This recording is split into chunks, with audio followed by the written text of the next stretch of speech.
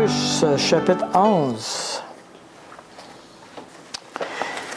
Alors, on a vu ensemble Jésus, la personne de Jésus, la semaine dernière, la dernière fois, la dernière leçon. Maintenant, on va regarder l'œuvre de Jésus davantage, puis le message de Jésus en particulier. Alors, il faut encore revenir à Genèse chapitre 3, encore une fois. Et on veut se rappeler qu'est-ce qui est arrivé dans Genèse chapitre 3. Dans Genèse chapitre 3, Dieu avait demandé à Adam et Ève, « Vous ne toucherez pas de l'arbre, du fruit de l'arbre de la connaissance du bien et du mal. » Et Satan vient, puis il dit, « Ouais, mais c'est pas... Non, vous ne mourrez pas, Dieu sait que... » Et finalement, Adam et Ève ont touché de l'arbre, du fruit de l'arbre. Maintenant, le cœur du problème est le suivant. Le cœur du problème, c'est je choisis pour moi-même ce qui est bien ou ce qui est mal. Je décide, moi, Dieu m'a dit, voici ça c'est mal, mais moi je veux décider qu'est-ce qui est bien ou qu'est-ce qui est mal. OK?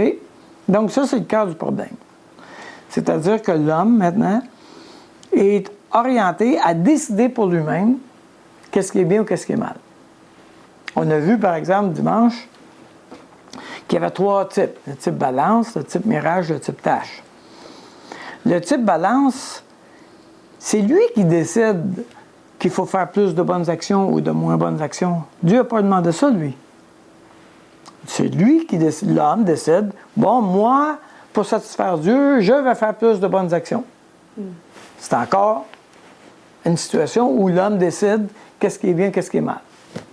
Le type mirage, lui, dit, moi, je décide que je vais vivre ma vie spirituelle de cette manière, et puis je pense que c'est correct. Encore une fois, la personne décide qu'est-ce qui est bien, qu'est-ce qui est mal. Le type tâche dit, je ne suis pas acceptable devant Dieu, faut que j'enlève cette tâche-là, Dieu, il ne me trouve pas correct. Mais encore une fois, c'est pas Dieu qui a dit ça. C'est moi, c'est le type tâche qui a pris la décision de Dieu. Il a dit, voici comment Dieu fonctionne. Autrement dit, en général, nous traversons la vie en décidant pour Dieu qu'est-ce qu'il est et qu'est-ce qu'il veut. Et ça, c'est le problème de Genèse chapitre 3. Alors, quand Jésus vient, évidemment, ça va être quoi qu'il va faire? Ça va être quoi sa préoccupation? À quoi il va être occupé? Bien, la première occupation qu'il va faire, ça va être de faire ce que nous autres, on n'a pas fait. C'est-à-dire de se soumettre complètement à Dieu le Père. Alors, là, on va voir quelqu'un qui le fait. Parce que là, jusqu'à maintenant, il n'y a personne qui peut dire, ben moi, je sais comment faire. Ou il n'y a personne qui peut dire, moi, je sais qu'est-ce qui est arrivé. Ou je l'ai vu faire. Personne. Et là, évidemment, si personne ne l'a vu faire, la conclusion, c'est, ben, c'est pas possible que ça soit fait parce que j'ai pas vu jamais personne réussir à le faire. Alors Jésus vient, puis il dit, regardez, moi, je le fais. OK. Donc, en même temps, il réussit à obéir parfaitement. Et donc, il me donne un modèle de à quoi ça ressemble. Puis en même temps, je peux l'imiter parce que là, maintenant, j'ai un modèle. La deuxième chose, donc, il est tenté. Il est tenté, il y a 3 tentations, la nourriture, le sceau du temple et quoi déjà? Les royaumes, oui. Et voilà. Il y a trois tentations et j'ai pas le temps de développer ça, mais pour chacune des tentations, c'est vraiment les êtres humains, on est comme ça. Et Jésus dit, il répond avec la parole de Dieu, il est écrit que... Et il répond avec la parole de Dieu en voulant dire, Dieu l'a dit, c'est suffisant. Quand Adam et Ève ont été touchés par le péché, dans Genèse chapitre 3, ils auraient dû dire, Dieu a aussi dit. toi, Satan, tu dis, mais Dieu a aussi dit. S'il avait répondu comme ça, il n'aurait pas introduit le péché. OK? Alors Jésus dit, non, le Père l'a dit. Si le Père l'a dit, ça va être ça qu'il va faire. Donc, soumission complète à la parole de Dieu. Ensuite, Jésus, à partir de ce moment-là, une fois qu'il a été... qui a exprimé son obéissance et sa soumission complète à Dieu, et là, il va traverser la vie sur la terre en donnant le message fondamental. Et c'est quoi le message fondamental? Mais c'était quoi le problème fondamental? Le problème fondamental, c'est que avant la chute, j'allais vers Dieu. Après la chute, je m'éloigne de Dieu. Alors là, le message fondamental, c'est revenez à Dieu.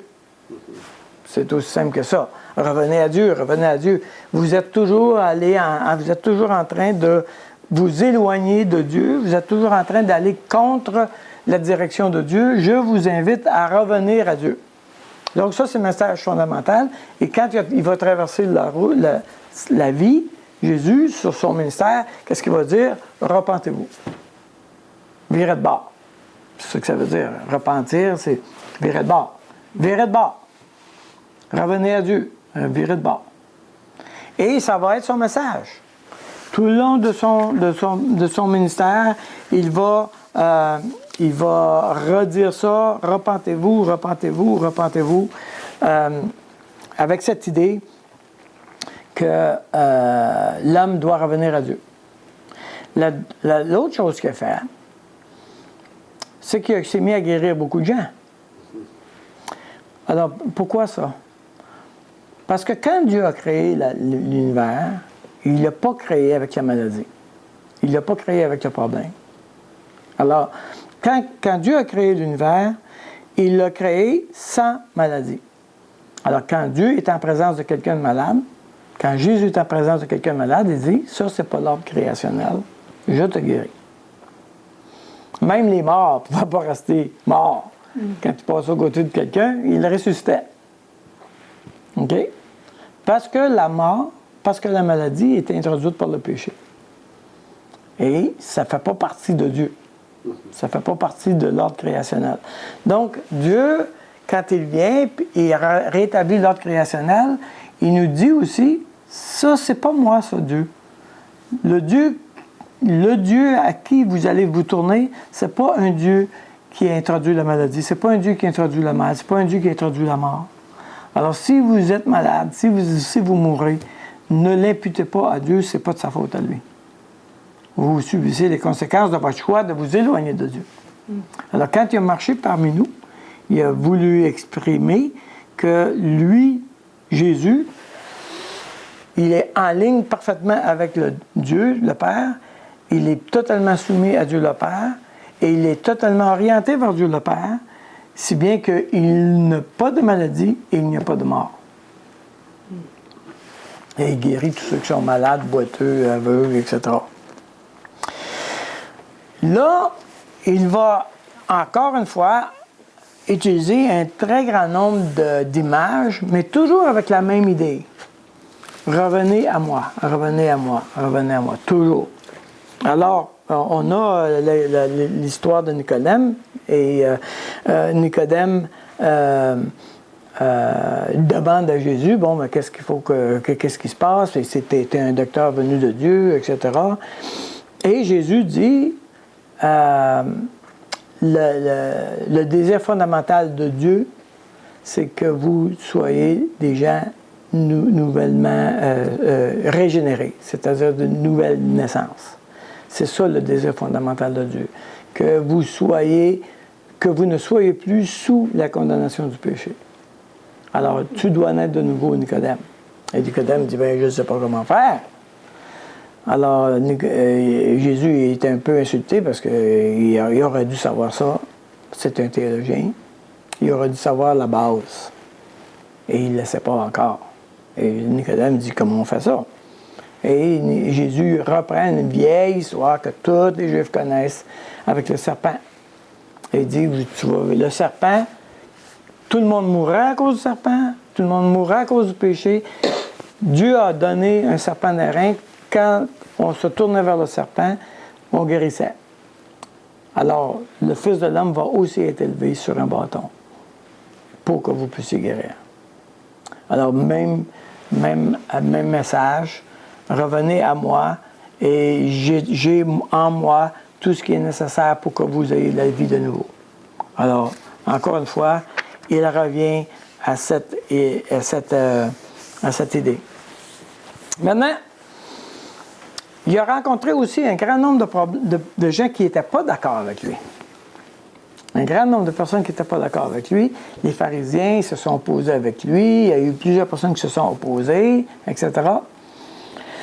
Parce que Jésus faisait appel à leur liberté de volonté, leur liberté de choix. Quand Dieu nous a créés, il nous a créés avec cette liberté de choix-là, la volonté de faire nos propres choix. Et ça, il ne vient jamais contre ça.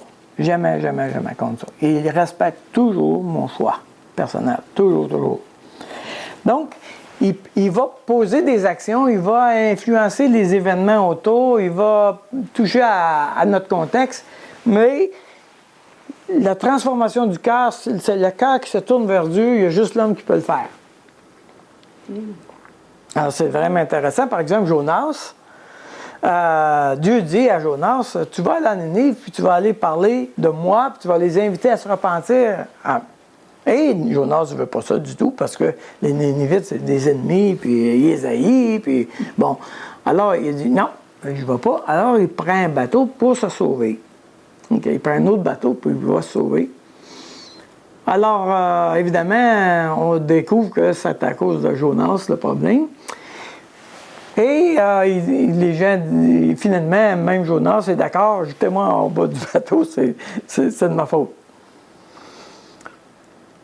Là, Dieu envoie un grand poisson, etc. Encore une fois, il a fait une tempête, il a envoyé un bateau, il a envoyé un grand poisson, etc. Mais il n'a jamais forcé Jonas à prendre une décision. Mais il a donné beaucoup, beaucoup d'aide pour qu'il revienne à son bon sens. OK? Mais même là, dans le poisson, ça a pris 3 jours, tellement son cœur était dur, pour décider, OK, Dieu, je vais faire ton affaire. OK, ça va faire. Bon. Mais Dieu est confronté au fait qu'il ne peut pas m'obliger à l'aimer. C'est une relation fondamentalement libre, cet amour-là. Fait qu'il n'était pas obligé de nous... Il ne pouvait pas nous obliger à l'obéir dans Genèse chapitre 3. On pouvait faire un autre choix. Mais on est encore dans la même situation où on n'est pas obligé de lui désobéir encore aujourd'hui. Autrement dit, on peut choisir de lui obéir.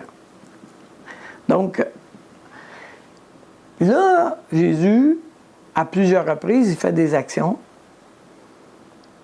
qui confrontent les hommes. Et une des actions qu'il a faites, par exemple, c'est que il y a des paralysés qui arrivent, et puis on le met en avant, et puis il dit tes péchés te sont pardonnés. Alors là, tout le monde n'est vraiment pas content après lui. Hein? Les pharisiens, c'est qui pardonne les péchés? Il y a juste Dieu qui pardonne les péchés. C'est quoi le problème, là? Et Jésus connaît très bien la situation, alors il dit, OK, c'est quoi qui est le plus facile? De dire à cette personne-là, lève-toi puis marche, ou tes péchés sont pardonnés. Ils savent très bien que personne ne peut faire lever ce gars-là.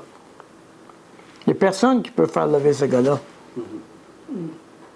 Alors quand Jésus dit, lève-toi puis marche, tout le monde sait qu'ils sont en présence d'une évidence. Tous les gens dont le cœur est sensible à Dieu vont se tourner vers Dieu en disant, c'est Dieu ça. Mais tous ceux qui ont le cœur dur vont juste s'endurcir davantage. Alors on voit ça très très souvent. Par exemple, quand Moïse est arrivé à Pharaon, il y a eu les 10 plaies d'Égypte. OK? Qu'est-ce que Moïse a fait? Il a dit, voici une plaie, repentez-vous. Un autre plaie, repentez-vous. Qu'est-ce que Pharaon faisait? Il endurcissait son cœur, il endurcissait son cœur, il endurcissait son cœur. Comme ça. Là, on est dans la même situation. Jésus fait des miracles, fait des miracles, fait des miracles, puis il y a un groupe de gens qui endurcit son cœur, au point que finalement, il l'amène à la croix. Parce qu'ils ont endurci son cœur. Donc, on se retrouve avec deux groupes de gens. Il y a un groupe de gens qui lit les signaux et qui se tourne vers Dieu, puis un groupe de gens qui lit les signaux, mais qui s'endurcit. Et on voit ça dans la fin des temps, dans l'Apocalypse, on va le voir un peu plus tard, que c'est ça qui se passe. Dieu envoie des jugements, envoie des jugements, mais plus on a des jugements, plus les hommes s'endurcissent, au point qu'ils maudissent Dieu, au lieu de se repentir. OK? Donc, mais c'est le même message, revenez à moi. C'est le même message. Revenez à moi, revenez à moi. Alors, Jésus va sur la terre faire la même chose que tous ceux qui ont précédé avant, tous les autres prophètes qui ont précédé avant, qui ont dit à Israël, revenez à moi. Alors, évidemment, le Fils maintenant arrive, et il dit à Israël, vous êtes mon peuple, vous êtes le peuple de Dieu, revenez à moi. Et le peuple de Dieu va rejeter le Messie. Alors, qu'est-ce que Dieu fait? Il prend les Romains, et puis il prend tout le peuple, absolument tout le pays, puis il l'envoie partout dans le monde. Et Dieu dit, vous avez rejeté le Messie, vous avez rejeté votre roi, bien maintenant, à partir de maintenant, vous êtes sous mon jugement, et les nations du monde vont vous écraser. Et il avait averti ça. Il avait averti, si vous n'obéissez pas, voici ce qui va se passer. Si vous n'obéissez pas, voici ce qui va se passer. Et c'est ça qui est arrivé. Tournez avec moi dans Deutéronome, chapitre 28.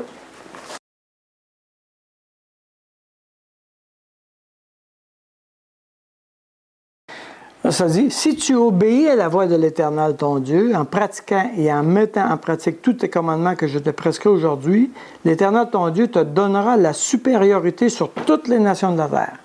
Il te donnera la supériorité sur toutes les nations de la terre. C'est énorme. C'est énorme.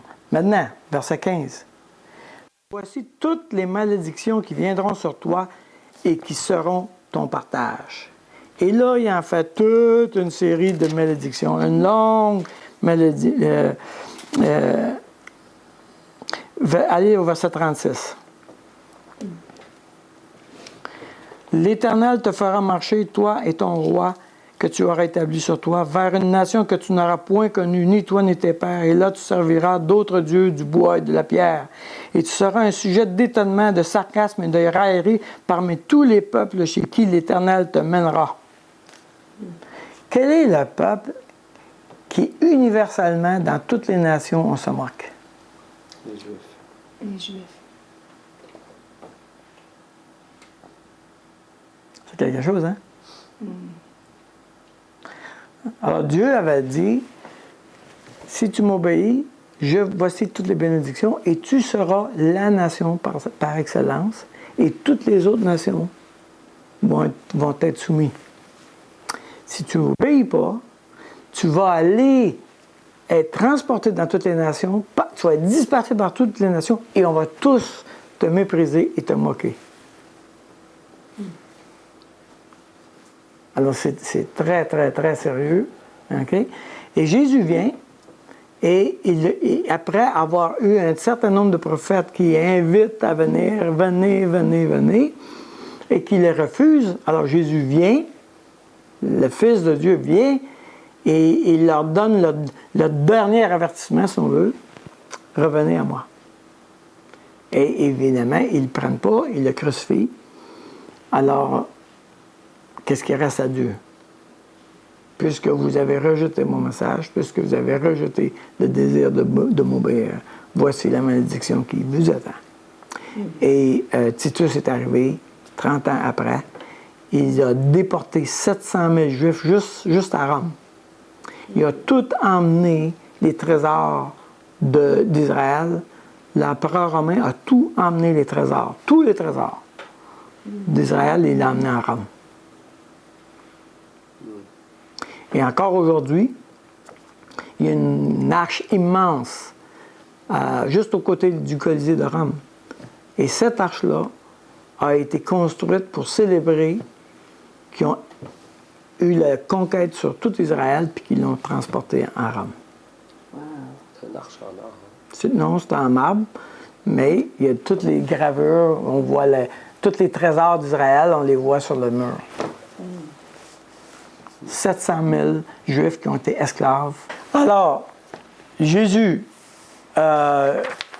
il va marcher, et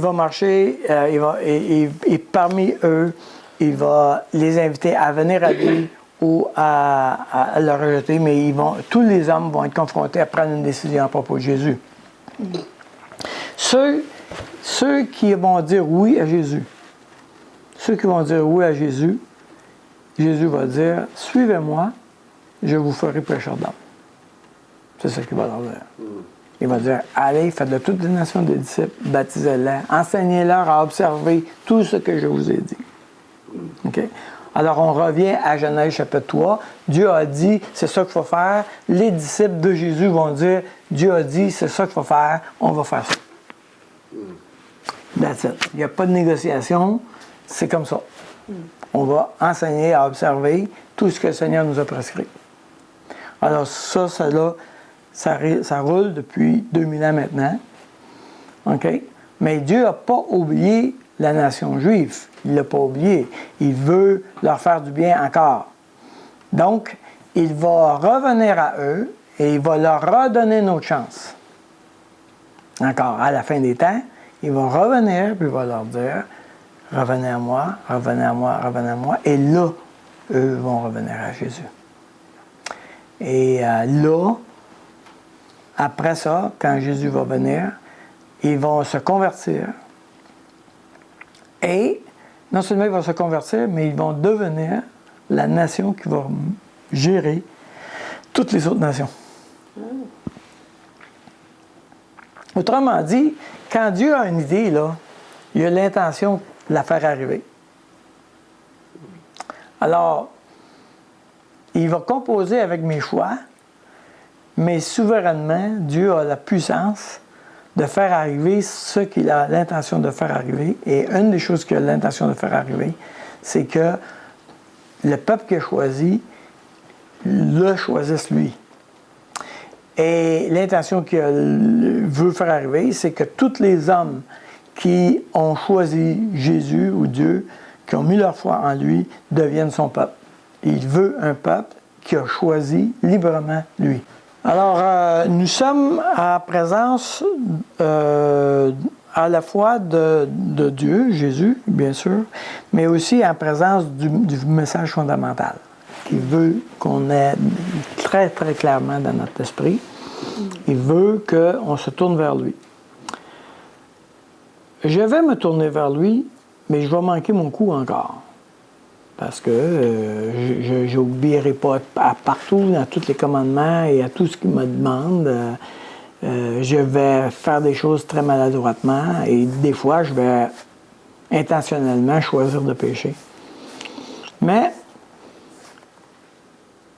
Dieu connaît ça. C'est d'ailleurs pour ça qu'il a dit, si quelqu'un a péché, nous avons un avocat auprès du Père, Jésus-Christ le juste, qui va nous défendre. Autrement dit, il y a eu un plan B pour toutes les fois où je vais manquer mon coup. Je vais avoir quelqu'un qu'à chaque fois je vais me repentir, Dieu, c'est vrai, tu as raison, je ne suis pas correct, aide-moi à faire comme il faut. Et autrement dit, on va être comme un enfant en train d'essayer de marcher, et quand on essaye de marcher, des fois on tombe, on s'enfarge, etc., comme un bébé. Mais on est en route vers. La seule condition qu'il nous demandait, c'est « tourne-toi vers moi ». C'est la seule condition qu'il nous demande. C'est pas compliqué. Le reste, il dit « je ferai de vous des pêcheurs d'hommes. Je ferai de vous des pêcheurs. C'est moi qui vais le faire.